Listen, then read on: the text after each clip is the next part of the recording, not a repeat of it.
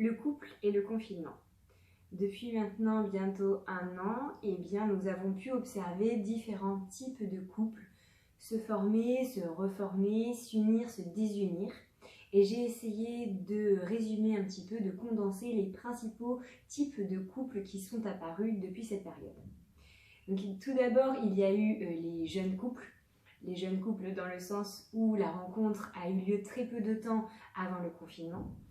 Généralement, ces couples-là ont choisi de rester sous le même toit et ont été confrontés du coup au quotidien de l'un et de l'autre beaucoup plus tôt que prévu.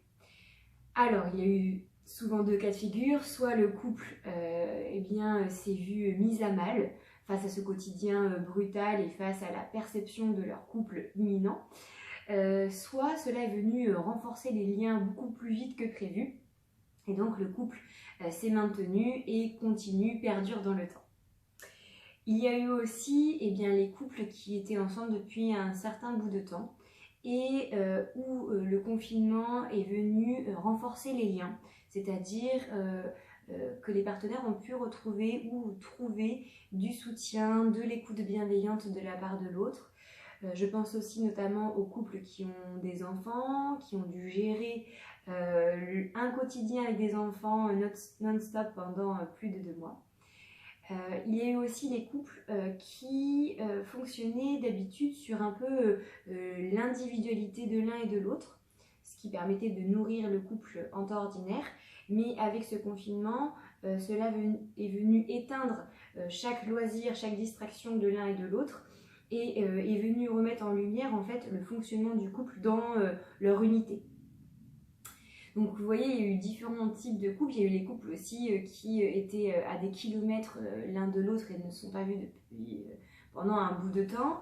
Il y a eu les couples qui qui pensaient à se séparer avant le confinement et qui ont dû vivre ensemble confinés alors que la séparation n'était pas loin, voire la décision était déjà prise. Donc en fait voilà, il y a eu tellement de possibilités de couples, mais en tout cas on peut remarquer que dans un sens ou dans un autre, cela est venu mettre en lumière des fonctionnements ou des dysfonctionnements.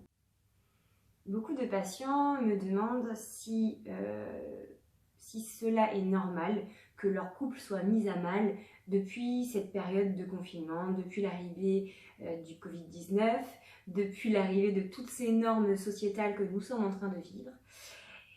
Et la réponse est oui et non en fait. À la fois, oui, c'est normal que le couple soit mis à mal parce que nous sommes obligés de vivre différemment, nous devons trouver un autre équilibre. Avant, on savait déjà que notre partenaire avait des défauts, mais par le biais de loisirs, de distractions, du coup tout cela venait un petit peu enrober le quotidien, et ce qui est une bonne chose.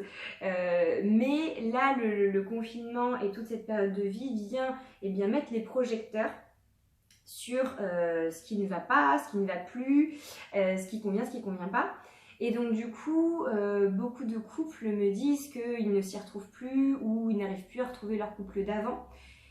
Et effectivement, tout dépend des fondements du couple, tout dépend des hobbies du couple, tout dépend comment le couple s'est construit et sur quelles normes, donc ça fait beaucoup de questions. Mais cela peut s'entendre que le couple soit secoué et qu'il ait besoin d'aide pour retrouver des bases communes ou en tout cas un équilibre. Il y a aussi des couples où le confinement et toutes les normes gouvernementales n'ont pas autant impacté parce qu'ils ont réussi à s'équilibrer au fur et à mesure, ou parce que le couple était déjà basé sur d'autres fondements hormis les loisirs, hormis les sorties avec les amis, la famille, les distractions extérieures. Donc voilà, j'ai envie de dire, en fait, ça dépend de tout à chacun, de comment on vit son couple et de ce qu'on attend dans l'échange avec notre partenaire. Mais si vous aussi, cela vous perturbe ou vous a perturbé, cela peut s'entendre totalement. Et si vous n'arrivez pas à trouver une solution de votre côté en tant qu'individu ou en tant que couple, n'hésitez pas à me contacter, à me dire voilà ce qui pose problème encore et si besoin, nous pourrons organiser une consultation soit en visio, soit au sein de mon cabinet pour en discuter ensemble.